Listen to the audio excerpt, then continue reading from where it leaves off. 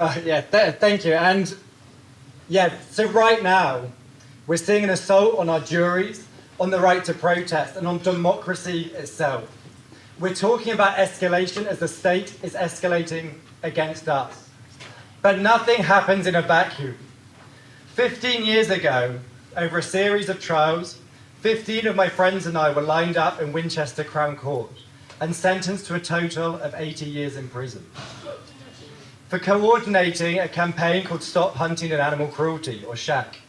A campaign that we argued and continue to argue was lawful. Our aim was to close Europe's largest animal testing laboratory, Huntingdon Life Sciences. And to do this, we devised a campaign strategy that was simple but effective. We identified the companies that Huntingdon Life Sciences relied on to operate, but that didn't need them. And we identified the individuals within those companies who had the power to see our change. But we were a lawful campaign. In fact, we were so good at being lawful that just as now, the government kept changing the laws. We were banned from protesting outside people's houses, so we stopped. We were banned from protesting inside their offices, so we stopped. We were banned from, and wait for this one, interfering with the contractual relationships of an animal research organisation so as to cause harm. That's an actual law. And so we took our campaign to Europe and across the world, where these absurd laws did not apply. But none of this mattered, because we were being effective. We were so effective that the industry and the government decided that we could no longer exist. They took control of the narrative, they took control of our narrative, and they wove it into a fiction about us that was so sinister, it convinced the animal-loving public that it was justifiable to drag teenagers and pensioners from their beds and sentence them to years in prison.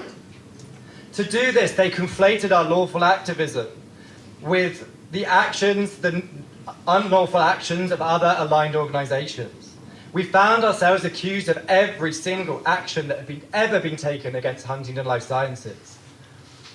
But we cried out to the world that this was not what this was about. This was not about what we had done, or even what we were accused of having done. This was about what we were saying. The world back then ignored our cries. So please don't underestimate the power of this cross-movement unity we're seeing today. Honestly, it is everything, and it has the power to change the world.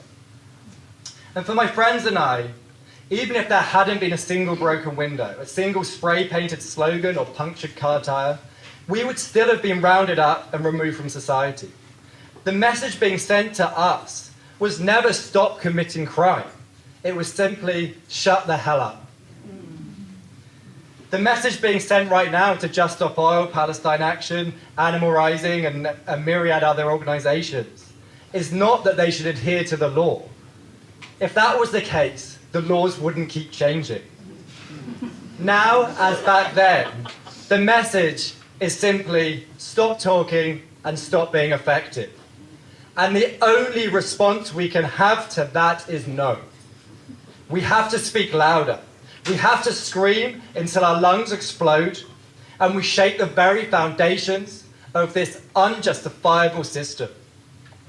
We scream until everybody hears us. Because if we don't, we lose not just ourselves and the campaigns and the movements, we lose everything. Democracy is on the line, and with it, we're all on the line. Our freedom, our lives, and the lives of every single person on this planet, human or otherwise. The suffragette campaigns involved arsons, bombings, assaults, and mass vandalisms. Yet the longest sentence handed out to a suffragette was 3 months. Would they have been as effective if they had routinely faced multiple years in prison? They certainly face abhorrent violence and abuse. But how would we feel as a society if we knew we had crushed their campaign entirely through unjust trials followed by draconian prison sentences? How would history judge us if Emmeline Pankhurst had received 11 years in prison, like my friend Heather, who co-founded SHAC? I don't want to live in a society that legitimizes psychological and physical violence against the very best of us, while celebrating and rewarding the very worst.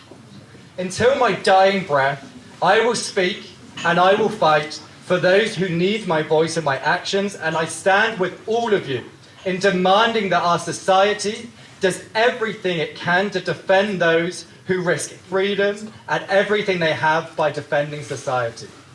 Thank you, and thank you so much.